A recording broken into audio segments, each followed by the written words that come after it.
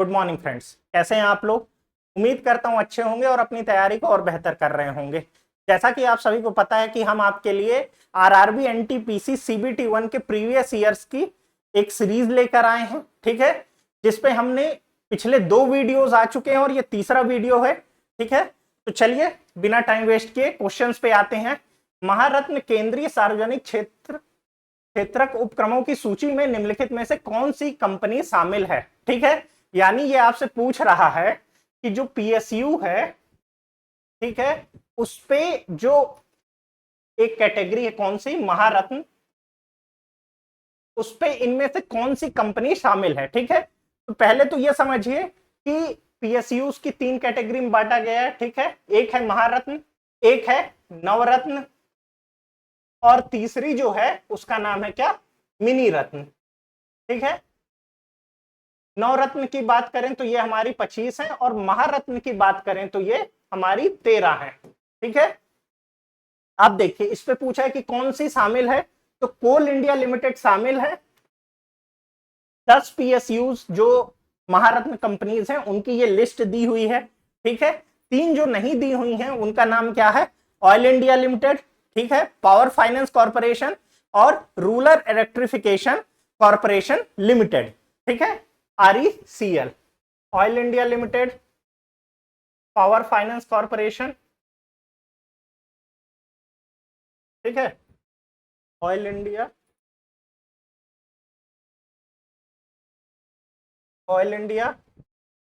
Power finance corporation और rural electrification corporation limited, RECL, ठीक है। तो ये है हमारी क्या 13 पीएसयूज जो कि महारत्नाज हैं, ठीक है।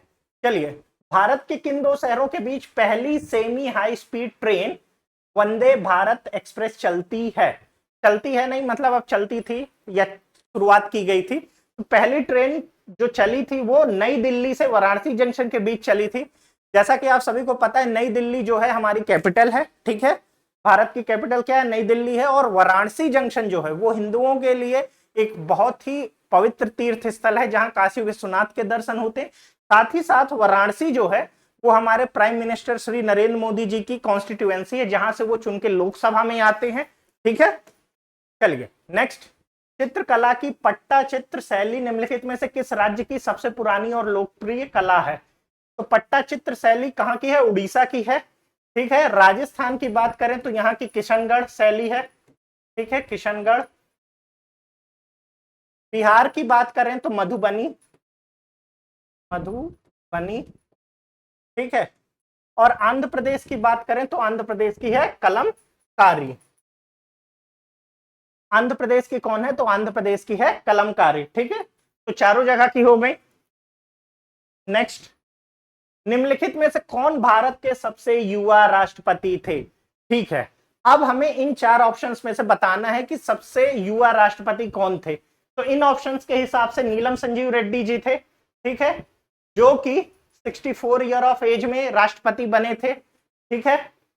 अब बात करें यदि इनके क्रम की, ठीक है, यानी क्रोनोलॉजिकल ऑर्डर में अरेंज करने की, तो पहले नंबर पे आते हैं डॉक्टर राजेंद्र प्रसाद, उसके बाद राधा कृष्णन जी, तीसरे नंबर पे आते हैं हमारे जाकिर हुसैन साहब, ठीक है, ये तीसरे थे, ठीक है। अब इसके बाद बात करें यदि सबसे यंगेस्ट पूछा है तो जो सबसे ज्यादा एज में बने उनके बारे में भी पूछ सकता है, तो वो कौन थे, तो वो वीवी गिरी साहब थे, ठीक है, वीवी गिरी थे। तो ये हमारे चौथे नंबर के राष्ट्रपति थे। 5वें फखरुद्दीन साहब थे, फखरुद्दीन अली अहमद 5वें। और 6वें कौन थे, नीलम संजीव रेड्डी, ठीक है। तो ये सबसे ज्यादा एज के राष्ट्रपति थे और ये सबसे युवा थे। लेकिन अब यानी कि 2024 में ये चीज बदल चुकी है। अब सबसे युवा राष्ट्रपति की बात की जाए तो जो वर्तमान राष्ट्रपति है हमारी श्री द्रौपदी मुर्मू जी, ठीक है,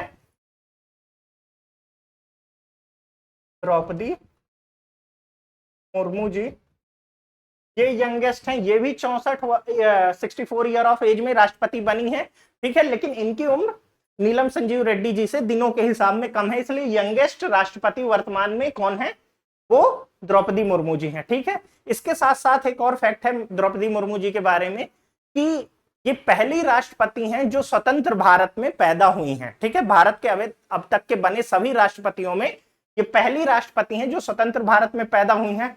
इसके साथ साथ ये दलित वर्ग से आने वाली दूसरी राष्ट्रपति हैं। ठीक है,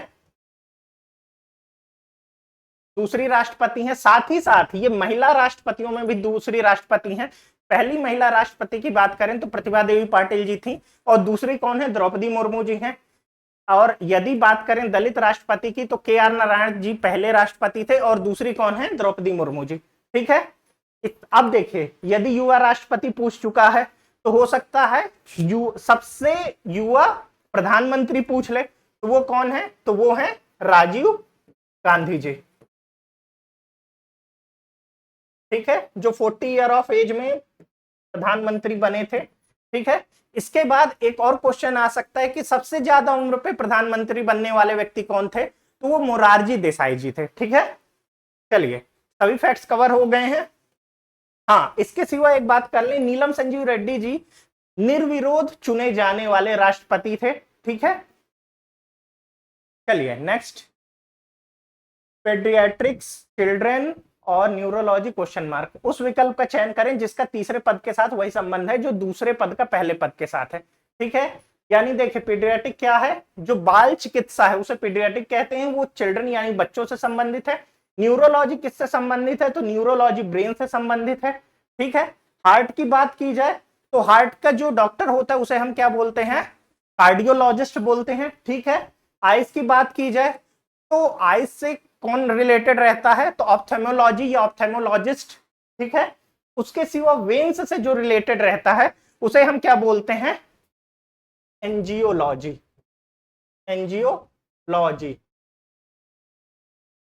एंजियोलॉजी किससे रिलेटेड है, वो हमारी वेन्स से रिलेटेड है। ठीक है, चलिए next, international court of justice का हेडक्वार्टर कहां है। इंटरनेशनल कोर्ट ऑफ जस्टिस का हेडक्वार्टर द हेग में है। ठीक है, एक कहां है, नीदरलैंड्स पे। ठीक है, नीदरलैंड्स पे है। ठीक है, उसके सिवा बात कर लें तो इंटरनेशनल कोर्ट ऑफ जस्टिस कब बना था, तो 1945 में बना था, और इसने वर्किंग कब चालू कर दी थी, 1946 में इसने अपनी वर्किंग चालू कर दी थी। यहां भारत के अभी तक के 4 व्यक्ति इंटरनेशनल कोर्ट ऑफ जस्टिस पे जज बन चुके हैं। ठीक है, जिनमें सबसे पहले कौन थे, सबसे पहले नागेंद्र सिंह थे, राजा नागेंद्र सिंह। ठीक है, उसके बाद बीएन राव, बीएन राव। ठीक है, तीसरे का नाम आपको बताना है और चौथे का नाम सब जानते हैं, जो कि है क्या, दलवीर भंडारी।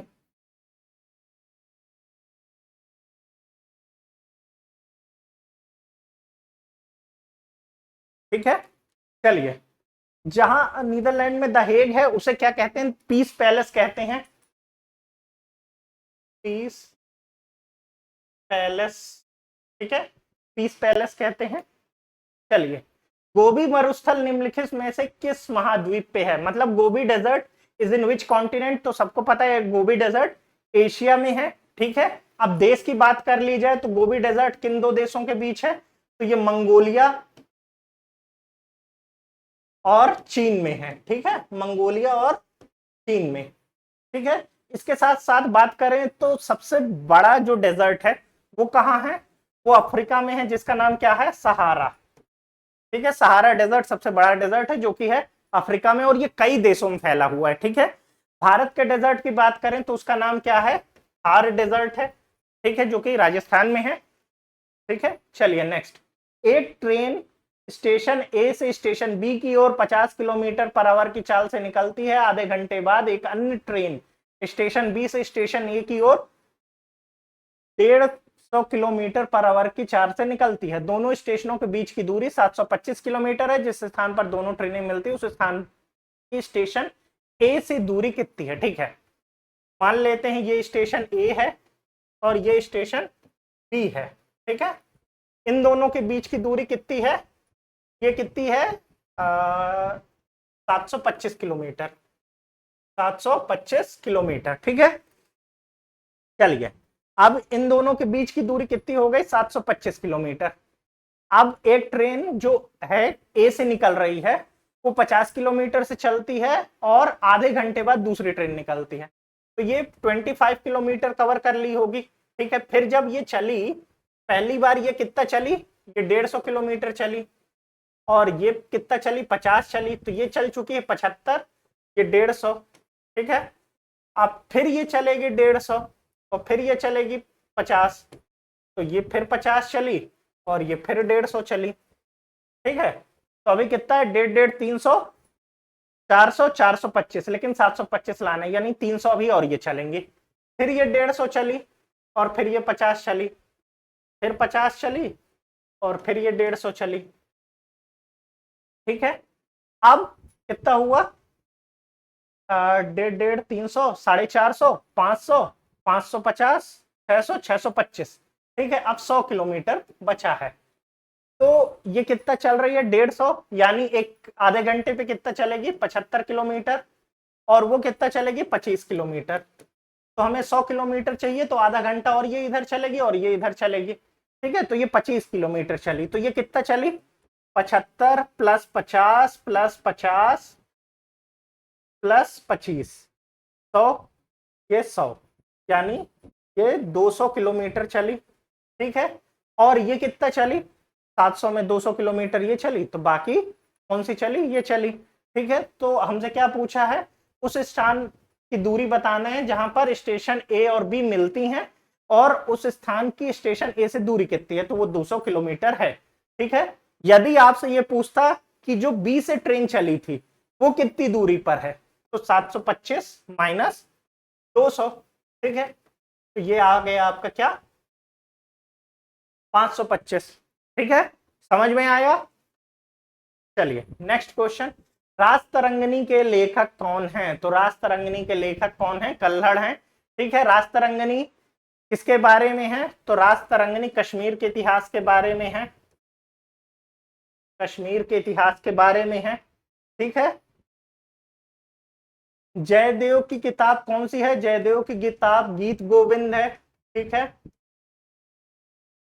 गीत गोविंद चंबरदाई ने पृथ्वीराज रासो लिखी, पृथ्वीराज रासो।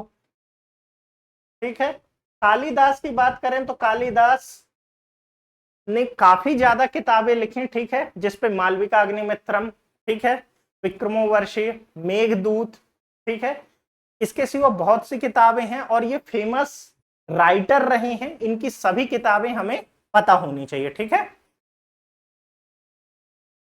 पानीपत का दूसरा युद्ध अकबर और हेमू के बीच किस वर्ष हुआ था, तो पानीपत का दूसरा युद्ध अकबर और हेमू के बीच कब हुआ था, 1556 में। अकबर इस समय कितने साल के थे, तो 13-14 साल के अकबर थे। ठीक है, तो अकबर की तरफ से अकबर ने नहीं युद्ध किया था, अकबर की तरफ से किसने युद्ध किया था, तो अकबर की तरफ से जो उनके सेनापति थे जिनका नाम था क्या, बैरम खान,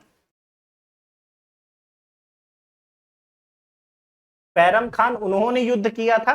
ठीक है, पानीपत का दूसरा युद्ध निर्णायक युद्ध क्यों रहा, क्योंकि इस पे जो हेमू विक्रमादित्य थे ये हार गए। ठीक है, और हिंदू शासन पूरी तरीके से खत्म हो गया, और अकबर जो मुगल बादशाह बने उसके बाद इन्होंने काफी कार्य किए। ठीक है, इनके इंपॉर्टेंट कार्य की बात की जाए तो अकबर ने जो काम किए हैं वो बहुत इंपॉर्टेंट हैं, जो कि है 1963 में तीर्थकर हटाना, सॉरी 1563 में तीर्थकर,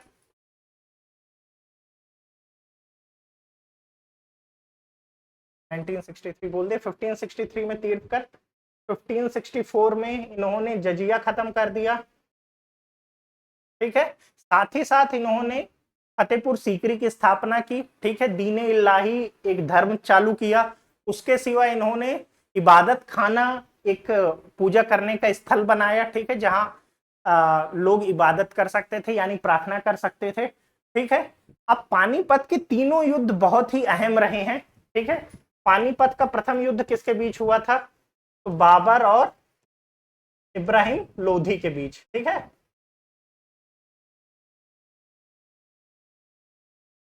इब्राहिम लोधी के बीच हुआ, जिसपे बाबर विजयी हुआ और मुगल साम्राज्य की नींव रखी गई। जो पानीपत का तृतीय युद्ध हुआ था वो अहमद शाह अब्दाली और मराठा के बीच हुआ था। ठीक है, अहमद शाह अब्दाली और मराठा के बीच हुआ था। मराठा की तरफ से सदाशिव राव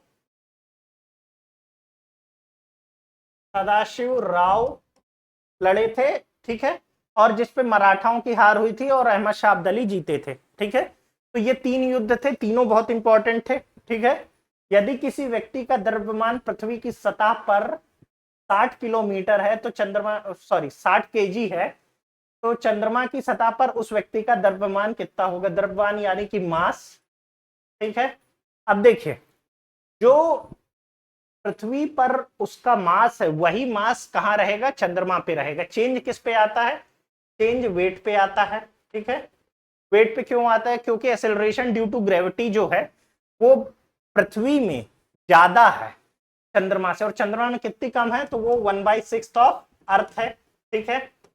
अर्थ की 1/6 है, ठीक है। इसलिए द्रव्यमान में कोई बदलाव नहीं होगा, मास सेम रहेगा, इसलिए मास 60 किलो ही रहेगा, ठीक है। समझ गए? देखिए, मास पे कोई चेंज नहीं होता, ना ही पृथ्वी में ना ही चंद्रमा में। चेंज किस पे होता है? वेट पे होता है। क्यों होता है? क्योंकि ग्रेविटी वहां कम है, एक्सेलरेशन ड्यू टू ग्रेविटी कम है, जो कि कितनी है? पृथ्वी से 1/6 है, ठीक है। तो ये आपसे द्रव्यमान पूछा है यानी कि मास पूछा है, तो मास में कोई चेंज नहीं होगा। मास यदि पृथ्वी पे 60 किलो है तो वहां भी 60 केजी ही होगा। चलिए नेक्स्ट, उस अक्षर समूह का चयन करें जो निम्न श्रृंखला में प्रश्न चिन्ह के स्थान पर आ सकता है। BZA DYC FXE HWG, ठीक है। देखिए क्या हो रहा है, ए के बाद बी आ रहा है और लास्ट वाला फिर जो लास्ट अल्फाबेट है वो आ जा रहा है, फिर इधर भी वही हो रहा है। तो ये कहां तक हो गया? ABCDEFGH, तो यहां आएगा क्या? GH, तो यहां आएगा I और यहां आएगा J। अब ये क्या हो गया है? WXYZ, तो इधर आएगा V, ठीक है। तो JVI, ठीक है, समझ गए? चलिए नेक्स्ट, निम्नलिखित में से कौन सा देश संयुक्त राष्ट्र सुरक्षा परिषद का स्थायी सदस्य नहीं है? संयुक्त राष्ट्र सुरक्षा परिषद का स्थायी सदस्य यानी कि security council, UN security council का परमानेंट मेंबर नहीं है। तो कौन नहीं है? ठीक है, इस पे जापान नहीं है। क्यों? क्योंकि इसके 5 ही परमानेंट मेंबर हैं। कौन से? यूके, यूएसए, रशिया, फ्रांस, ठीक है, और चीन यानी चाइना। तो कितने मेंबर्स हैं? 5 परमानेंट मेंबर्स हैं। इसके सिवा 10 नॉन परमानेंट मेंबर्स होते हैं। नॉन परमानेंट मेंबर्स होते हैं जो 2 ईयर के टाइम पीरियड के लिए रहते हैं, यानी 2 साल के लिए इन्हें नॉन परमानेंट मेंबर बनाया जाता है। किसका? यूएन सिक्योरिटी काउंसिल्स का, ठीक है। चलिए नेक्स्ट बात करें, लोकसभा में सदस्यों की अधिकतम संख्या कितनी है? ठीक है, ये 2019-20 का क्वेश्चन है, तो इस पे क्या था? ठीक है, उस समय भी चेंज हो रही थी, लेकिन इन्होंने आंसर क्या माना था? 552 माना था, ठीक है। यदि इसे डिवाइड किया जाए तो ये होगा 550 + 2, ठीक है। 2 कौन से थे? एंग्लो इंडियंस, जिन्हें हटा दिया गया है अब, कब से? 104th कॉन्स्टिट्यूशनल अमेंडमेंट एक्ट 2019 से, जिसे लागू कब किया गया था? 2020 पे, ठीक है। इससे 2 एंग्लो इंडियंस हटा दिए गए हैं। तो अब मैक्सिमम जो कैपेसिटी है लोकसभा की वो क्या है? 550 है, ठीक है। लेकिन एट प्रेजेंट 543 मेंबर्स हैं, ठीक है। एट प्रेजेंट 543 मेंबर्स हैं। लेकिन क्या हुआ है, पहले क्या डिवीजन हुआ करता था? 530 + 20, यानी 530 कहां से? स्टेट से, और 20 कहां से? 20 आपके यूटी से, यानी कि यूनियन टेरेटरीज से, ठीक है। लेकिन अब क्या हो गया है, जब से जम्मू कश्मीर को क्या बना दिया गया? यूटी से, तो ये क्या डिवीजन हो गया? 524 + 26, यानी अब 524 स्टेट से आते हैं और 26 कहां से आते हैं? यूटी से आते हैं, केंद्र शासित प्रदेशों से कितने लोग आते हैं? अब 26 लोग चुन के आते हैं, आ सकते हैं मैक्सिमम, ठीक है। चलिए समझ गए? नेक्स्ट, 50 लड़कियों और 70 लड़कों की एक कक्षा ने एक संगीत कार्यक्रम प्रायोजित किया। यदि 40% लड़कियां और 50% लड़कों ने कार्यक्रम में भाग लिया तो कक्षा का लगभग कितना प्रतिशत हिस्सा कार्यक्रम में उपस्थित था। ठीक है, 50 लड़कियां तो उसका 40% कितना, 20 लड़कियां। ठीक है, 50% लड़के यानी वो लड़के कितने थे 70 और उसका 50% यानी 35। टोटल कितने स्टूडेंट हुए जिन्होंने भाग लिया, वो है 55।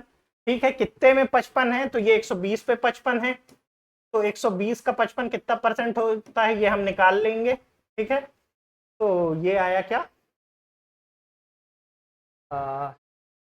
सीधे सीधे कर सकते हैं, नहीं तो 6 और ये 5। ठीक है, ये करने की जगह सीधे 10 कर देते हैं, तो 550 बटा 12, 12 दूनी 24, 12 चौक 48। ठीक है, 7 0, 12 5 60, 12 60। ठीक, 45.60 और 4 बातें 36। ठीक है, फिर 4 0 तो 3 4। ठीक है, मतलब 45.34%। 45.34 से सबसे क्लोज क्या है, तो ये 46 है। तो कितने प्रतिशत बच्चों ने भाग लिया, तो वो लगभग 46% थे। ठीक है, देखिए लगभग पूछा है इसलिए एग्जैक्ट नहीं बता रहे, जो कि निकल के आया 45.34। ठीक है, तो लगभग में 46 आ गया। ठीक है, दोबारा समझ लीजिए क्या बोल रहा है, 50 लड़कियों और 70 लड़कों की एक कक्षा ने एक संगीत कार्यक्रम प्रयोजित किया। ठीक है, कितने लड़कियां हैं 50 और लड़के कितने हैं 70। यदि 40% लड़कियां, 50 का 40% लड़कियां 20 हुई और 50% लड़के यानी 70 का 50% 35 लड़के हुए, तो टोटल कितनों ने कार्यक्रम में भाग लिया है, वो 55 है। अब कितने टोटल लड़के थे और लड़कियां थे मिला के, वो कितने थे 50 + 70 यानी कि 120। तो 120 में 55 कितना प्रतिशत होता है, वो होता है 45.34%। इसलिए हम लगभग 46% जो कि ऑप्शन में दिया हो उसे आंसर मान रहे हैं। ठीक है, चलिए नेक्स्ट। किस सिख गुरु ने खालसा पंथ की स्थापना की थी, तो गुरु गोविंद सिंह ने खालसा पंथ की स्थापना की थी, कब की थी 1699 में। इन्होंने इसके साथ 5K कंपलसरी कर दिया था, यानी केश, कंघा, कच्छा, कड़ा,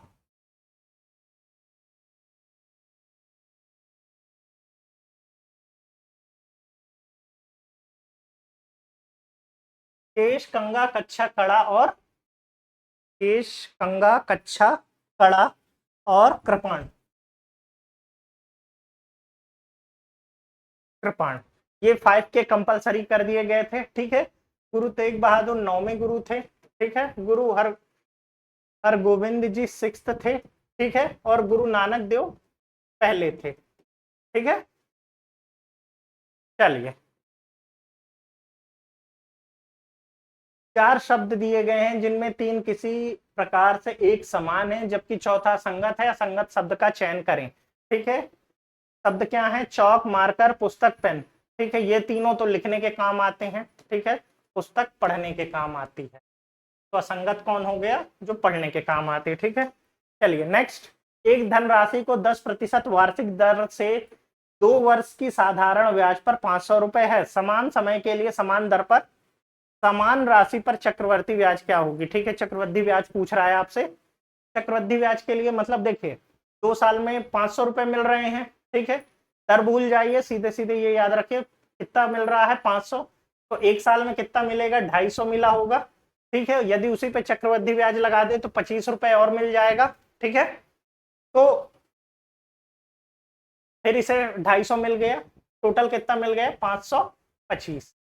ठीक है, बहुत सिंपल है, इसको ऐसे ही कीजिए, क्या कीजिए सीधे 2 वर्ष दिया है तो 1 वर्ष पे कितना मिला 250 रुपया, लेकिन अगले वर्ष जब होगा तो 250 तो ऐड हो जाएगा ना, किस पे, प्रिंसिपल में, मूल राशि पे। ठीक है, तो मूलधन में जब ऐड हो जाएगा तो 25 रुपए ऐड कर दिया गया, तो उसे अब कितना में वो सॉरी 250 ऐड कर दिया गया, तो उसे नया जो मिलेगा इंटरेस्ट वो कितना ज्यादा मिलेगा 25 रुपए ज्यादा मिलेगा, तो 25 रुपए हमने ऐड कर दिया, तो 500 + 25 जो कि आ गया 525। ठीक है, चलिए नेक्स्ट। सुकन्या समृद्धि योजना क्या है, तो सुकन्या समृद्धि योजना बालिकाओं के लिए एक लघु जमा योजना है। ठीक है, अब सुकन्या समृद्धि योजना की खासियत क्या है। ठीक है, ये जो बच्चियां हैं जब मैच्योर हो जाएं यानी कि 21 साल की एज को क्रॉस कर लें उसके लिए बनाई गई है। ठीक है, इसकी जो क्या कहना चाहिए, आवश्यक चीजें हैं या आवश्यक जो आपको इस योजना का लाभ उठाने के लिए जिन चीजों का ध्यान, जिन बातों का ध्यान रखना चाहिए उस पर क्या है कि जो बच्ची है उसकी उम्र 10 वर्ष से कम होनी चाहिए। ठीक है, आप मिनिमम 250 रुपए तक इस पे जमा कर सकते हैं, मिनिमम 250 रुपए। ठीक है, जो पहले कितना था, पहले 1000 रुपए था। ठीक है, जो इस पे आपको ब्याज मिलती है वो कितनी मिलती है, तो ब्याज इस पे आपको मिलती है 8.6%। 8.6%, जो कि किसी भी सेविंग अकाउंट से काफी ज्यादा है। ठीक है, इसके सिवा इसकी बात की जाए तो ये 3 दिसंबर 2014 को शुरू की गई थी। ठीक है, 3 दिसंबर 2014 को शुरू की गई थी और इस पे आप 10,000 रुपए से, सॉरी 1,000 रुपए से लेके 1.5 लाख रुपए तक एक वर्ष पे, 1.5 लाख रुपए तक एक वर्ष पे डाल सकते हैं, 1,000 रुपए से 1.5 लाख रुपए तक। ठीक है, और जब बच्ची 21 साल की हो जाएगी तो उसे ये मैच्योरिटी अमाउंट मिल जाएगा। अच्छा, लेकिन मिनिमम जो मतलब इसकी मैक्सिमम होल्डिंग डेज हैं वो कितने हैं, वो 14 वर्ष का है। ठीक है, यानी 7 वर्ष पे आप खुलवाएंगे तो 14 वर्ष पे जब वो होगी तब वो 21 साल की होगी और ये खाता मैच्योर हो जाएगा। ठीक है, तो ये थी सब जानकारियां सुकन्या समृद्धि योजना से। कंप्यूटर के किस भाग को उसका मस्तिष्क कहा जाता है, तो सीपीयू को। ठीक है, सीपीयू का फुल फॉर्म होता है सेंट्रल प्रोसेसिंग यूनिट।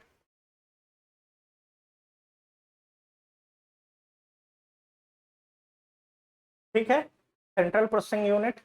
मॉनिटर वो स्क्रीन है, टीएफटी वगैरह, टीएफटी एलईडी जो भी कहिए, जो आप सामने देख रहे हैं। ठीक है, रोम यानी read only memory, read only memory. और हार्ड डिस्क दो प्रकार की होती है, इंटरनल हार्ड डिस्क जो कि आपके डेस्कटॉप वगैरह में या लैपटॉप पे लगी रहती है, और दूसरी होती है क्या, एक्सटर्नल हार्ड डिस्क। ठीक है, चलिए नेक्स्ट। मुकेश के सामने की ओर दक्षिण दिशा थे। ठीक है, चलिए इसके लिए डायरेक्शंस बना लेते हैं, नॉर्थ साउथ ईस्ट वेस्ट।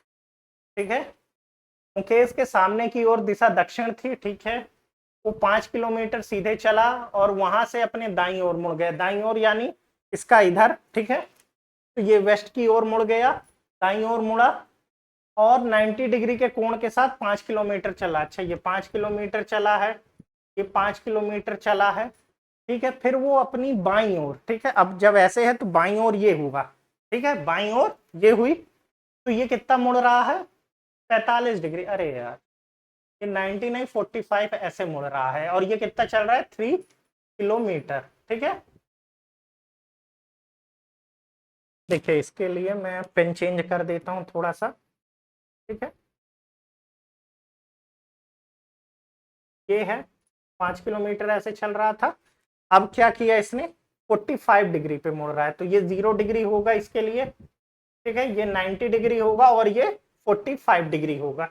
ठीक है, तो ये कितना है 45 डिग्री और ये कितना है 45 डिग्री। तो अब ये इधर मुड़ गया। ठीक है, ये 45 डिग्री मुड़ा और कितना चला है, 3 किलोमीटर। ठीक है, तो ये 3 किलोमीटर चला है। अब वह अपनी वास्तविक स्थिति से किस दिशा में, अच्छा डायरेक्शन बताना है। ठीक है, तो ये वेस्ट है, ये साउथ है, तो ये डायरेक्शन कौन सा होगा, साउथ वेस्ट होगा। ठीक है, ये नॉर्थ वेस्ट होगा। ठीक है, ये नॉर्थ ईस्ट होगा और ये साउथ ईस्ट होगा। तो ये कौन से डायरेक्शन पे, साउथ वेस्ट में है, यानी दक्षिण पश्चिम दिशा में है। ठीक है, समझ गए क्या कर रहा है, मुकेश का मुंह किस ओर है, दक्षिण दिशा की ओर है। वो 5 किलोमीटर सीधा चलता है, फिर वहां से 90 डिग्री का कोण बनाकर दाईं ओर मुड़ता है और 5 किलोमीटर चलता है। उसके बाद 45 डिग्री का कोण बनाकर 3 किलोमीटर चलता है। तो वो कौन सी दिशा में है, तो वो दक्षिण पश्चिम दिशा में है। ठीक है, चलिए नेक्स्ट।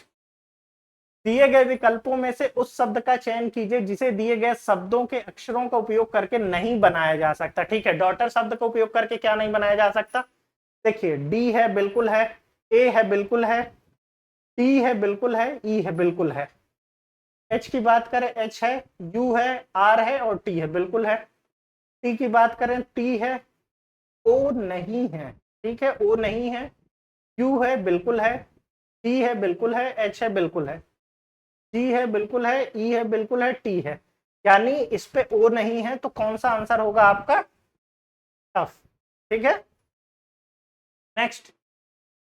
चार अक्षर समूह दिए गए हैं जिनमें तीन किसी प्रकार एक समान है जबकि चौथा असंगत है, असंगत अक्षर के समूह का ज्ञात कीजिए। अच्छा ठीक है, एम एन ओ, अच्छा एम एन फिर ये ओ फिर ये पी ऐसे गया है, ठीक है।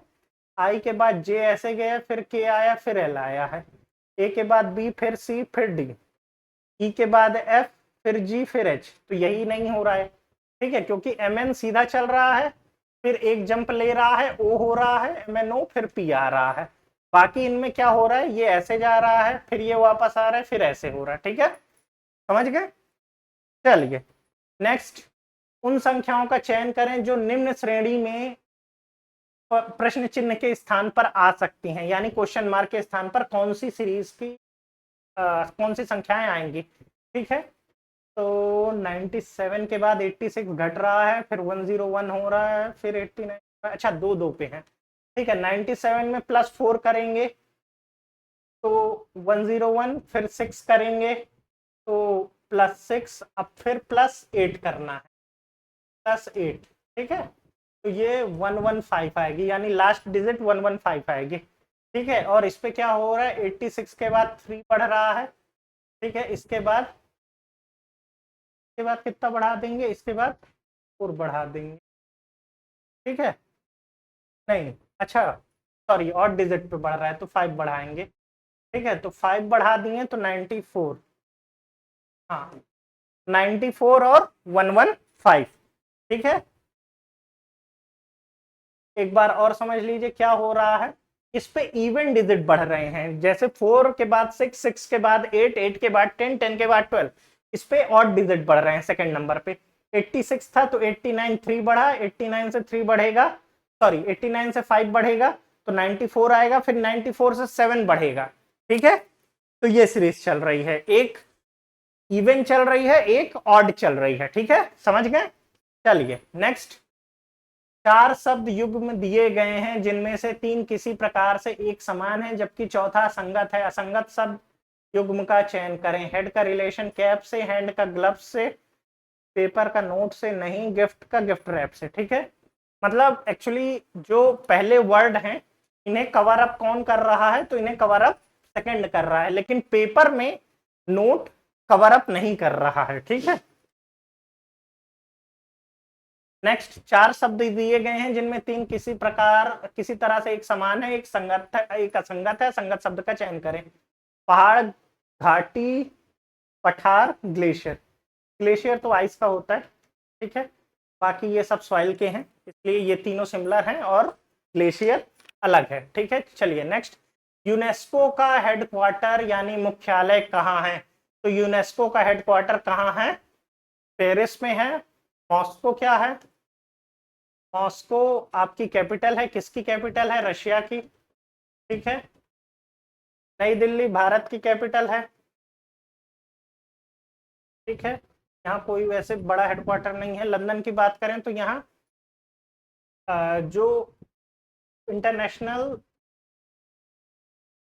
नेशनल मैरी टाइम का हेडक्वार्टर कहाँ है, मैरी टाइम का हेडक्वार्टर लंदन में है, ठीक है।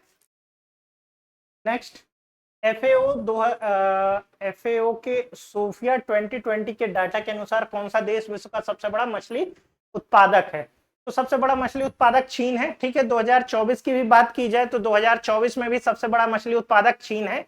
चीन की बाकी बात की जाए तो चीन सबसे ज्यादा किस चीज की प्रोडक्शन करता है, तो चीन स्टील, ठीक है, स्टील के सिवा सीमेंट, सीमेंट के सिवा राइस, ठीक है। तो काफी ज्यादा ग्रेन्स की और काफी ज्यादा ये जो मटेरियल्स हैं, कहना चाहिए सीमेंट, स्टील, इन सब की उत्पादन कौन करता है, तो चाइना सबसे ज्यादा करता है, ठीक है। उसके सिवा जो केमिकल्स हैं इसका भी उत्पादन करता है, साथ ही साथ कपास यानी कि कॉटन का भी उत्पादन चीन सबसे ज्यादा करता है, ठीक है। चलिए नेक्स्ट, नासा के अनुसार पृथ्वी की भूसतह का कितना भाग वन आच्छादित है, ठीक है, तो ये 30% है, ये सीधा सीधा डाटा है नासा ने जो दिया था। तो कितना है ये 30% है, ठीक है, और अभी के हिसाब से भी 30% ही है, कोई चेंज नहीं आया है। इनमें से किसे grand old man of India के नाम से जाना जाता है? तो इस पे दादा भाई नौरोजी को grand old man of India के नाम से जाना जाता है, ठीक है। दादा भाई नौरोजी ने पहली बार स्वराज की बात की थी, साथ ही साथ ब्रिटिश संसद में पहुंचने वाले पहले भारतीय व्यक्ति कौन थे? तो वो दादा भाई नौरोजी थे, ठीक है। तो कहां से पहुंचे थे? तो हॉलबॉर्न, हॉलबॉर्न, हॉलबॉर्न सीट जो थी, वहां से ये जीत के ब्रिटिश पार्लियामेंट पे पहुंचे थे, ठीक है। तो इनके बारे में ये याद रखेंगे, ठीक है। लाला लाजपत राय की बात करें तो लाला लाजपत राय लाल बाल पाल, ठीक है, एक्सट्रीमिस्ट थे, ठीक है, गरम दल से आते थे, तो उस पे लाल जो था वो लाला लाजपत राय को डिनोट करता था। लाला लाजपत राय की मृत्यु कैसे हुई थी? जब ये साइमन कमीशन का विरोध कर रहे थे तो इनके सर में लाठी लगने के कारण इनकी मृत्यु हो गई थी, ठीक है। महात्मा गांधी के बारे में हम सब जानते हैं, महात्मा गांधी हमारे राष्ट्रपिता हैं, ठीक है। इन्होंने कई क्रांतिकारी आंदोलन कई आंदोलनों में भाग लिया जिसपे अहिंसा इन्होंने मुख्य हथियार माना अपना, ठीक है। बाल गंगाधर तिलक, बाल गंगाधर तिलक के बारे में हम पिछले पेपर में काफी ज्यादा फैक्ट कवर कर चुके हैं, ठीक है, जिसपे होम रूल लीग 1916 में इनका होम रूल, ठीक है। Swaraj is my birth right and I shall have it, ये इन्होंने ही कहा था, ठीक है। कब कहा था? 1916 में कहा था। कहाँ कहा था? तो बेलग्राम में कहा था, ठीक है। बेलग्राम बेलग्राम कहाँ है? कर्नाटक पे, ठीक है, वहां कहा था। उसके सिवा इन्होंने जो आपका क्या कहते हैं गणेश उत्सव है और शिव उत्सव, उसकी शुरुआत की थी। इसके सिवा इनका मराठा नाम से पत्र भी चलता था, यानी समाचार पत्र भी चलता था, ठीक है। चलिए नेक्स्ट, टेलीफोन का आविष्कार डैश में किया गया था, यानी किस सन में किया गया था? तो ये 1876 में किया गया था। किसने किया था? तो ग्राहम बेल ने टेलीफोन का आविष्कार किया था, ठीक है। भारत सरकार ने निम्नलिखित में से किस वर्ष में प्रारंभिक शिक्षा के लिए राष्ट्रीय पौष्टिक सहायता कार्यक्रम, यानी कि national programme of nutritional support to primary education, NPNSPE की शुरुआत की थी? तो ये कब की थी? 1995 में, यानी 15 अगस्त 1995 में इसकी शुरुआत की गई थी। तो ये NPNSPE कार्यक्रम की शुरुआत की गई थी, ठीक है। अब कई लोगों को लग रहा होगा यार ये डेट तो कुछ ज्यादा सुनी सुनी है, ठीक है, अगस्त है, एवरेज नहीं है, ठीक है। तो ये 15 अगस्त क्यों सुनी हुई है? क्योंकि बहुत लोगों को मिड डे मील याद आ रहा होगा कि हाँ, मिड डे मील की शुरुआत कब की गई थी? 15 अगस्त 1995 को। तो हाँ, ये मिड डे मील योजना ही है। तो जब मिड डे मील योजना चालू की गई थी तो वो इस नाम से चालू की गई थी, जिसका बाद में नाम बदल के मिड डे मील कर दिया गया, और अब क्या कर दिया गया है? पीएम पोषण, ठीक है, पीएम पोषण योजना, ठीक है। साथ ही साथ 15 अगस्त 1995 को भारत में नई क्रांति आई थी, किस चीज की? इंटरनेट की।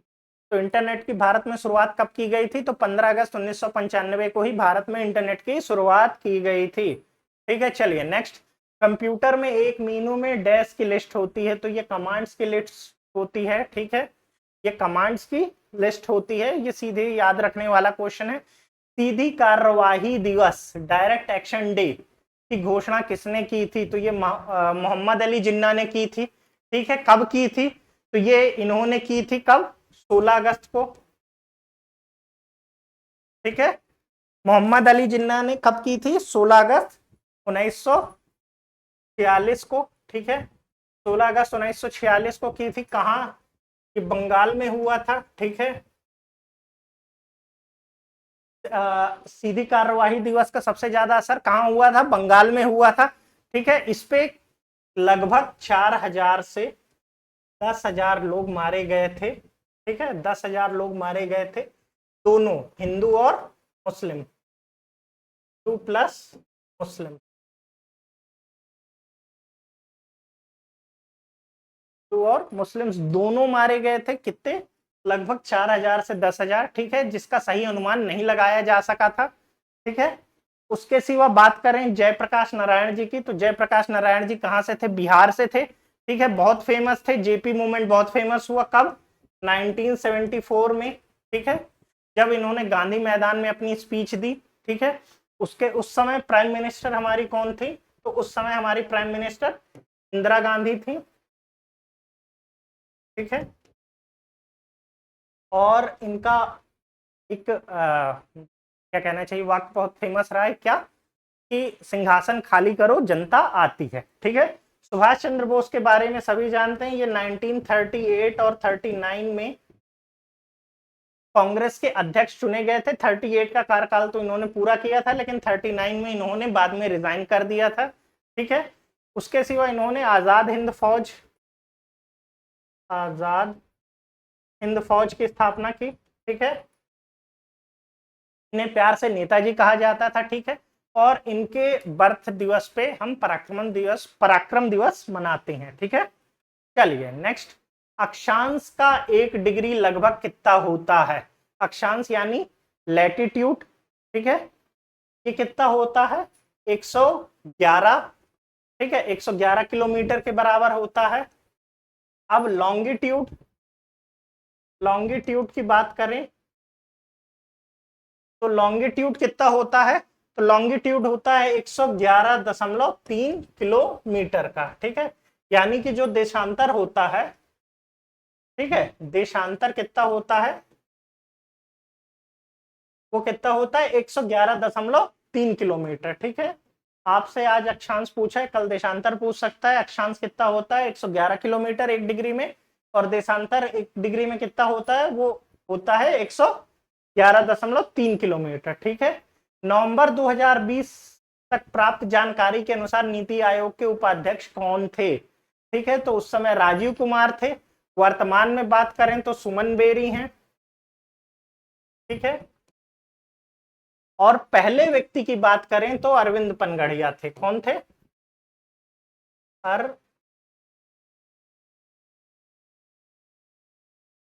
अरविंद पनगड़िया, ठीक है। तो अरविंद पनगड़िया जी पहले हमारे नीति आयोग के उपाध्यक्ष थे, फिर उसके बाद राजीव कुमार जी बने, और वर्तमान में सुमन बेरी हैं, ठीक है। चलिए नेक्स्ट, अंतरराष्ट्रीय प्रकाश दिवस किस दिन मनाया जाता है? तो अंतरराष्ट्रीय प्रकाश दिवस 16 मई को मनाया जाता है। क्यों मनाया जाता है भैया? तो 1960 में लेजर का सफल प्रयोग किया गया था, ठीक है, सफल प्रयोग किया गया था। 1960 में लेजर का सफल प्रयोग किया गया था, किसके द्वारा? थियोडोर मेमन के द्वारा।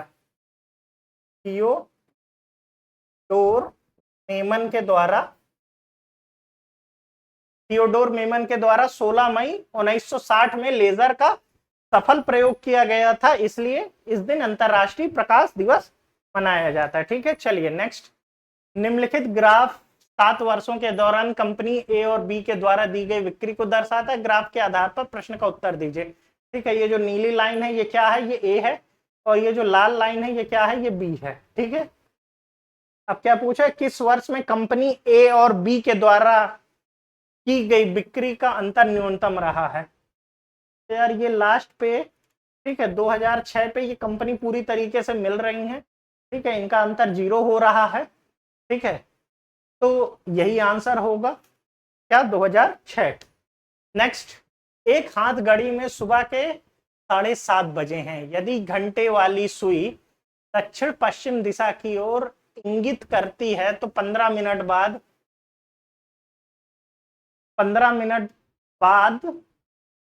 वो सुई किस दिशा की ओर इंगित करेगी? ठीक है, देखते हैं। नॉर्थ,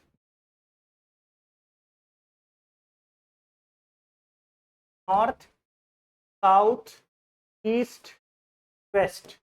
क्या बोल रहा है? जब 7:30 बजे हैं तो सुई किधर की ओर दिखा रही है? सुई इधर की ओर दिखा रही है। 15 मिनट बाद, 15 मिनट पे सुई तो इधर पहुंच जाएगी, ठीक है, ठीक है ना। यदि ये बिल्कुल नीचे मान लें अपन, यहाँ क्या मान लें, यहाँ अपन 6 मान लें, तो 9 यहाँ आएगा क्योंकि 1 यहाँ आएगा, ठीक है, और 3 यहाँ आएगा, ये क्या आएगा, 9 आएगा। तो तब ये 15 मिनट बाद सुई कहाँ पहुंच जाएगी, मिनट वाली 9 पे पहुंच जाएगी। तो ये किस डायरेक्शन पे हो जाएगी, वेस्ट, यानी कि पश्चिम डायरेक्शन पे हो जाएगी। ठीक है, समझ आया, नहीं आया तो एक बार समझ लीजिए।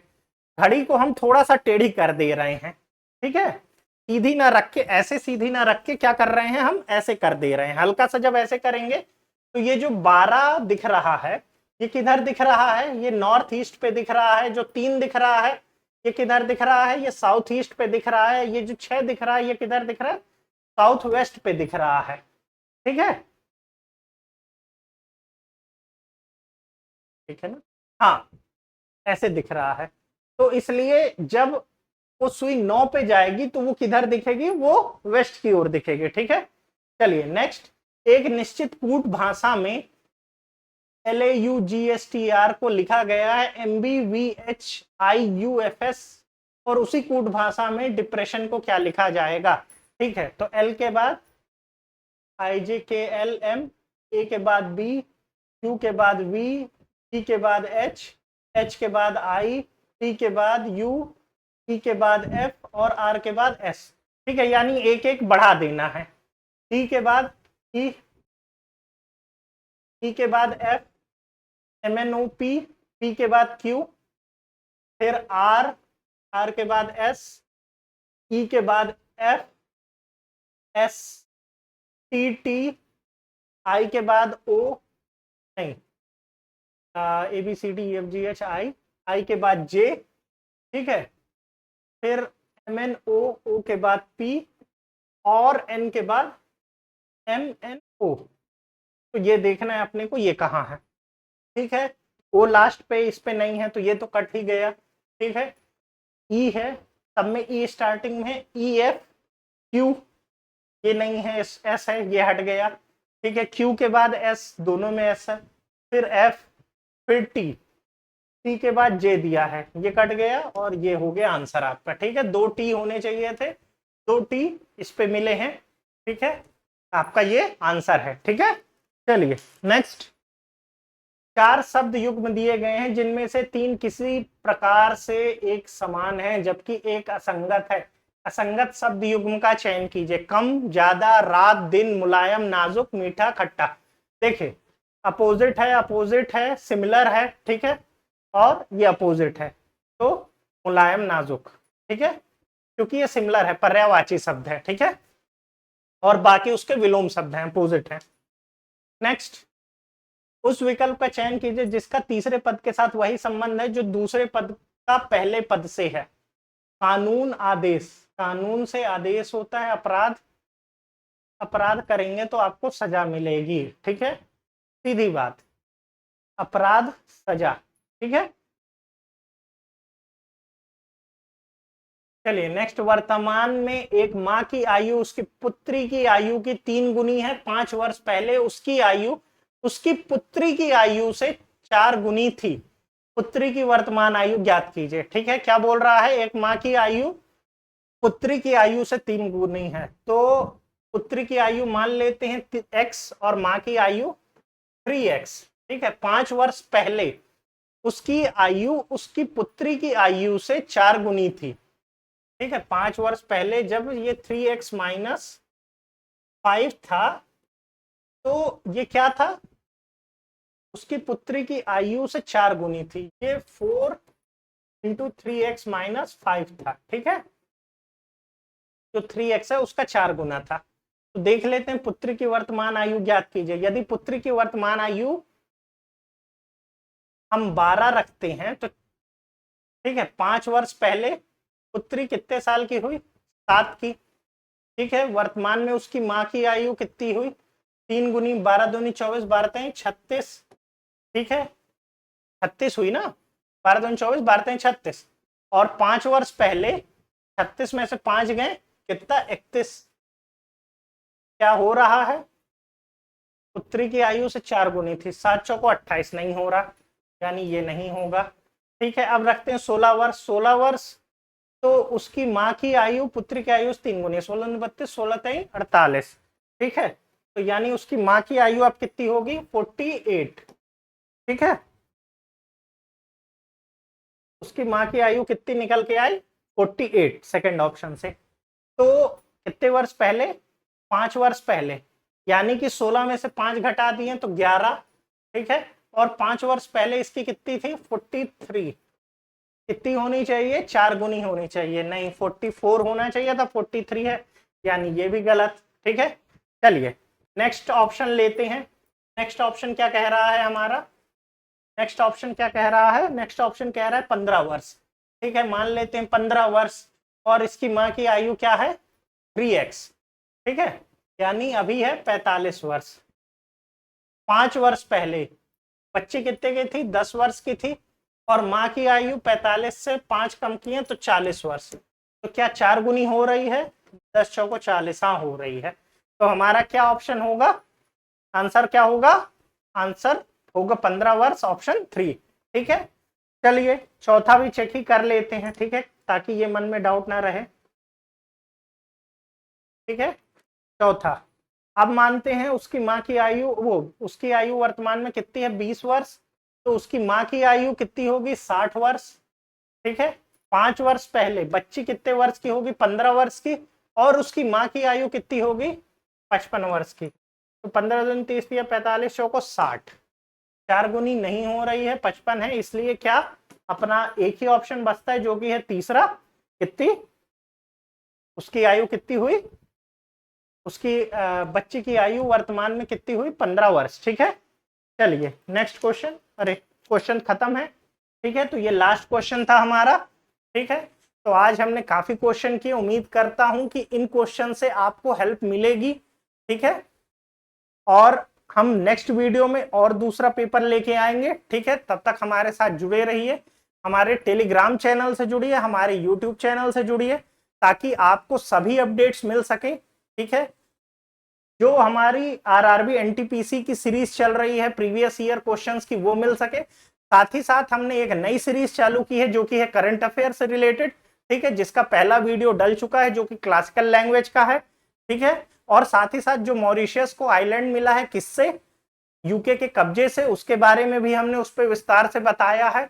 उसके सिवा हम सभी वो टॉपिक्स लेके आते रहेंगे जो कि आपकी अपकमिंग एग्जाम के लिए इंपॉर्टेंट है। ठीक है, इसलिए हमारी यूट्यूब चैनल से जुड़िए और साथ ही साथ टेलीग्राम चैनल से जुड़िए। टेलीग्राम चैनल से जुड़ने के लिए आपको हर वीडियो का जो पहला कमेंट होगा, जो पिन कमेंट होगा, उस पर आपको टेलीग्राम की लिंक मिल जाएगी, जिससे आप डायरेक्टली उस लिंक पे जाके जुड़ सकते हैं। साथ ही साथ उस लिंक पे आपको ये पीडीएफ मिलेगी जो मैं सॉल्व करा रहा हूं।